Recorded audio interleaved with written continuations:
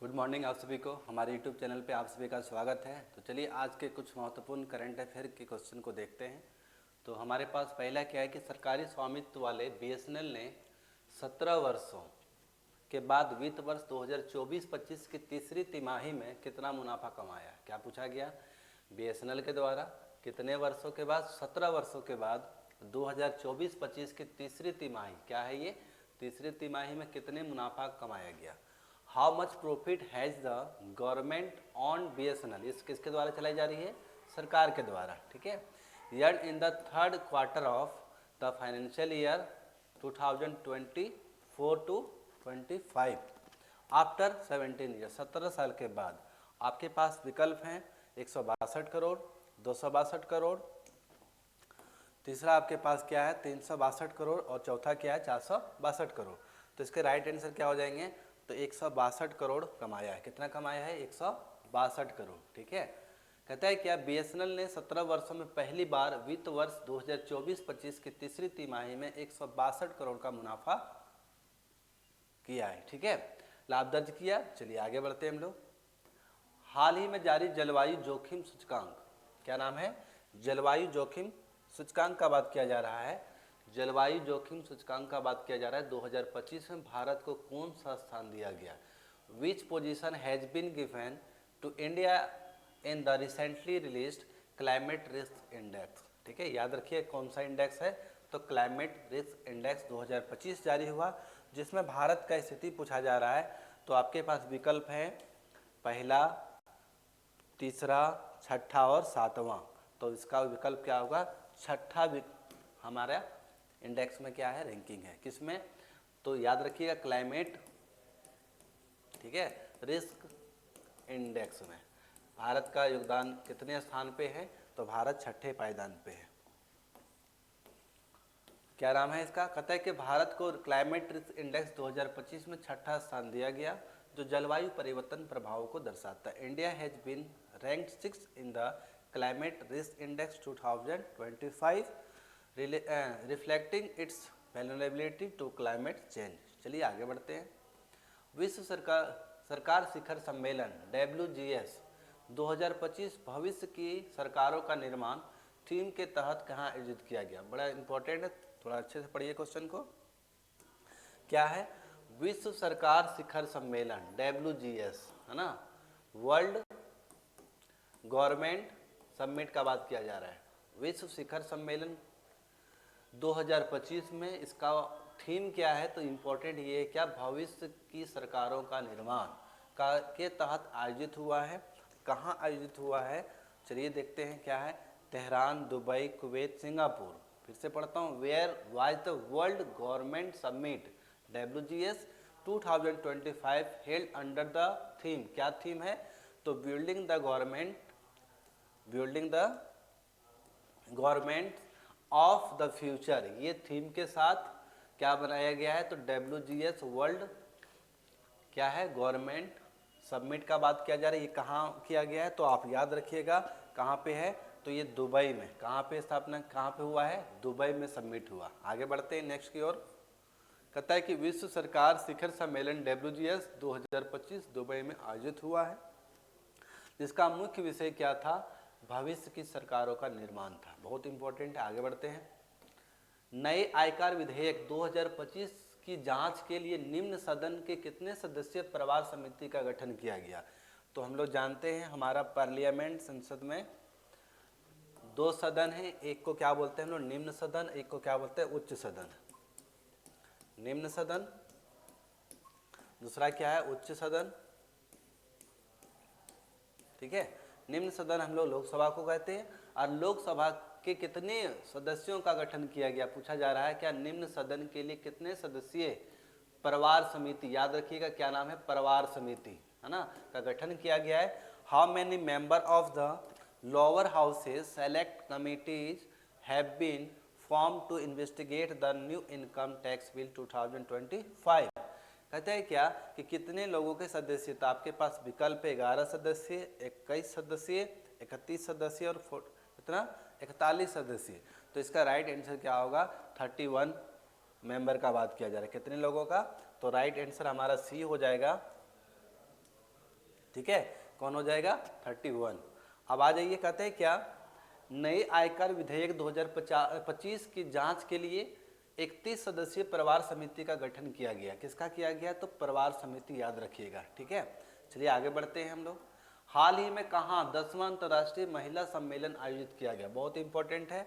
Where was the 10th international women conference held recently. 10वां अंतर्राष्ट्रीय महिला सम्मेलन कहाँ आयोजित किया गया, तो आपके पास विकल्प हैं हैदराबाद, चंडीगढ़, बेंगलुरु और जयपुर। तो इसका राइट आंसर क्या हो जाएगा, बेंगलुरु। क्या है राइट आंसर, बेंगलुरु।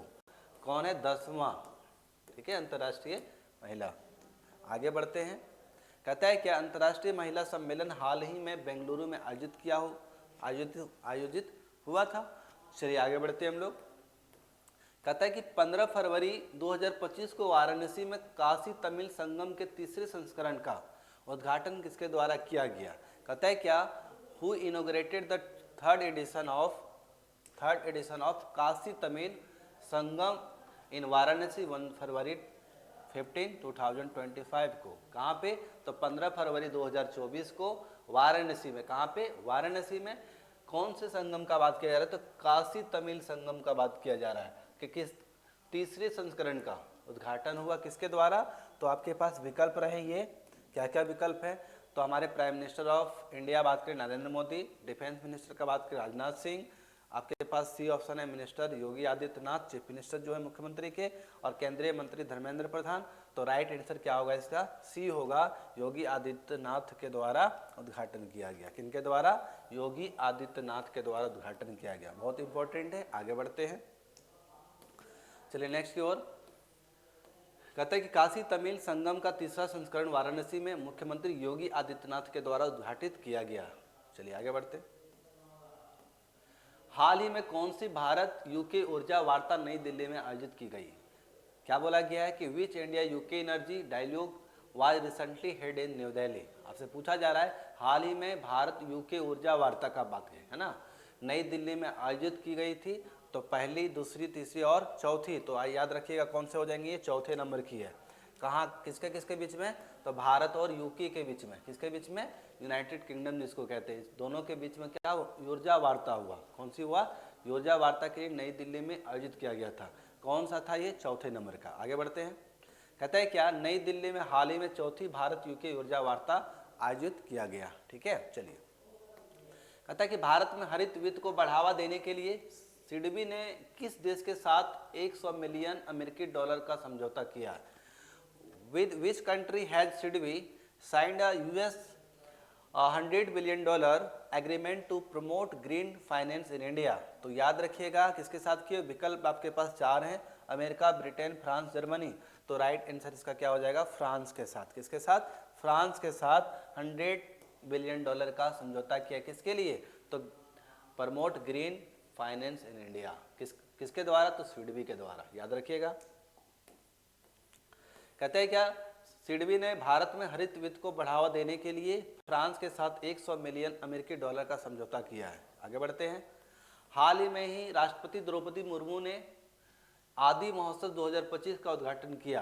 कहता है कि where has the president Draupadi Murmu recently inaugurated Aadi Mahotsav 2025। बहुत इंपॉर्टेंट है, आदि महोत्सव 2025 का कहाँ उद्घाटन हुआ। तो आपके पास विकल्प कितने, 4 हैं, बेंगलोर, नई दिल्ली, मुंबई और हैदराबाद। तो इसका कहाँ पे हुआ है, नई दिल्ली में। कहाँ पे हुआ, नई दिल्ली में। क्या नाम है, आदि महोत्सव। ठीक है, किसके द्वारा इनॉग्रेशन किया गया, तो हमारे द्रौपदी मुर्मू जी के द्वारा।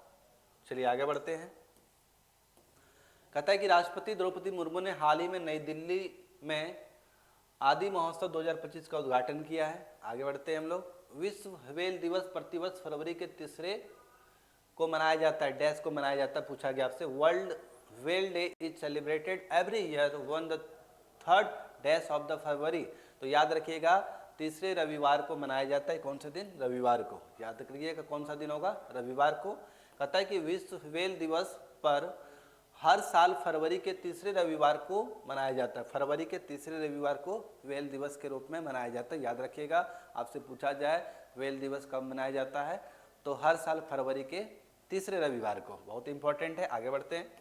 हाल ही में किस केंद्र शासित प्रदेश यूटी में आयुष्मान भारत वय वंदना योजना का शुभारंभ हुआ?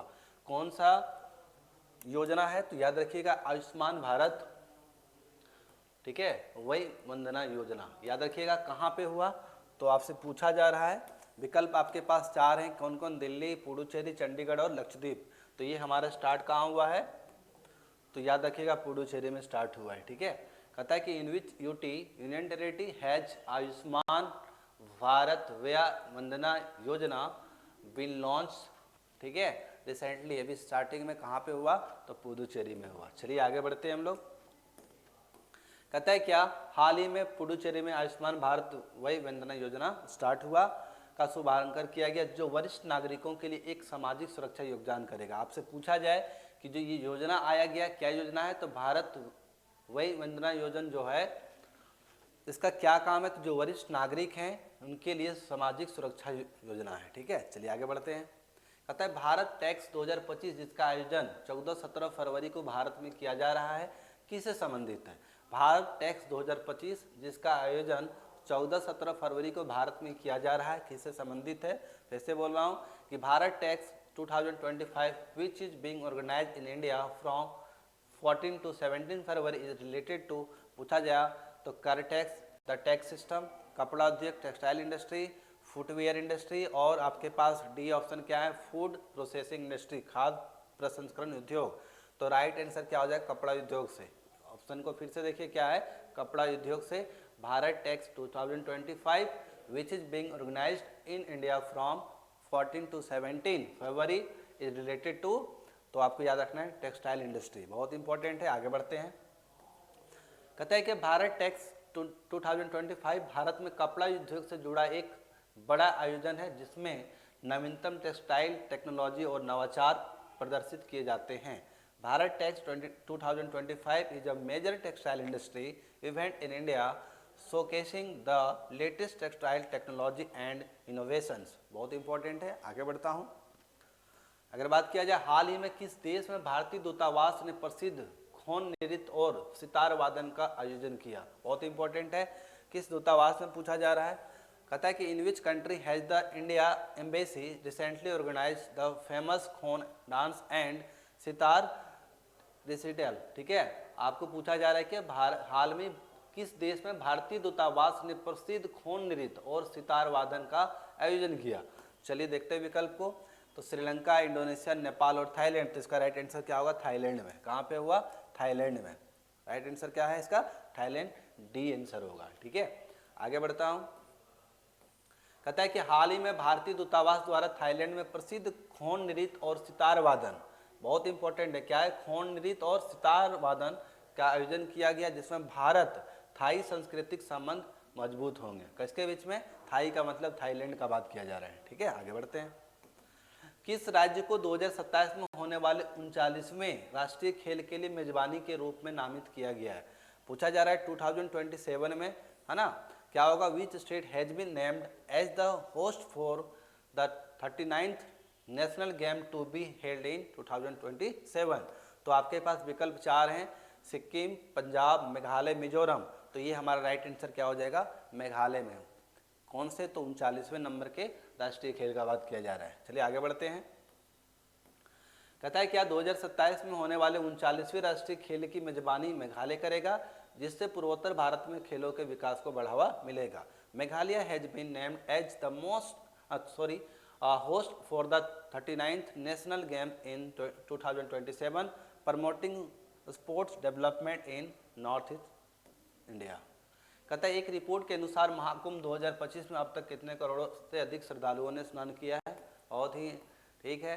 कहता है कितने? तो 50 करोड़ के आसपास लगा दी हैं। चलिए आगे बढ़ते हैं हम लोग।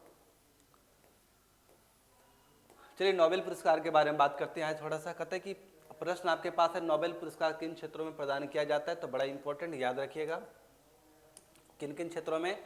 तो भौतिकी, फिजिक्स का बात किया जाए, रसायन, केमिस्ट्री के क्षेत्र में, चिकित्सा अगर बात करें, है ना, साहित्य के बात करें, शांति और अर्थव्यवस्था, इन सारे क्षेत्रों में कितने हो गए? 1 2 3 4 5 6 फील्ड में क्या होता है? नोबेल पुरस्कार दिया जाता है, ठीक है।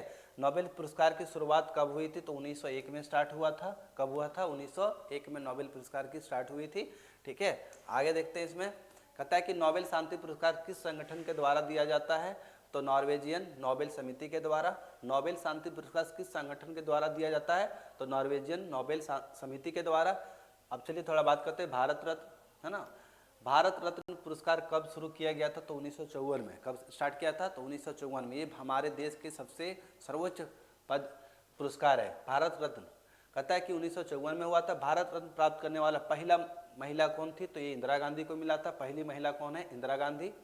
भारत रत्न का अब तक कितने व्यक्तियों को सम्मानित किया गया? तो 2023 में 48 थे, उसके बाद कितने होंगे? अभी 53 हैं। टोटल कितने लोगों को मिला है? 53 लोगों को भारत रत्न अभी तक मिल चुका है। ठीक है, चलिए बात करते हैं पद्म पुरस्कार। पद्म पुरस्कार कितने प्रकार के होते हैं? तो आपसे पूछा है 3 प्रकार का। एक होता है पद्म विभूषण, पद्म भूषण और पद्मश्री। पद्म अवार्ड के बारे में पूछा जाए तो ये 3 प्रकार के होते हैं, पद्म विभूषण, पद्म भूषण और पद्मश्री। ठीक है, पद्म विभूषण का क्या महत्व है? यह भारत का दूसरा सबसे बड़ा नागरिक सम्मान है। पद्म विभूषण क्या है? यह भारत का दूसरा सबसे बड़ा नागरिक सम्मान है, पद्म विभूषण। अर्जुन अवार्ड का बात करें तो ये क्या? अर्जुन पुरस्कार किसी क्षेत्र में दिया जाता है?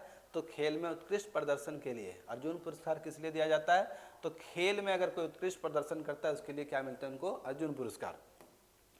अर्जुन पुरस्कार कब शुरू हुआ था? तो 1961 में स्टार्ट हुआ था। कब हुआ था? 1961 में।